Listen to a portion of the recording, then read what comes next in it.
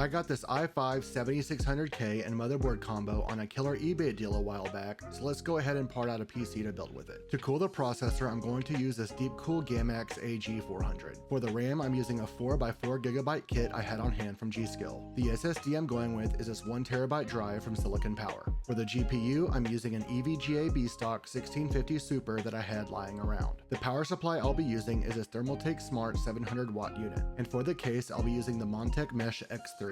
If you want to check out the build and its benchmarks, hit the follow button and I'll see you later.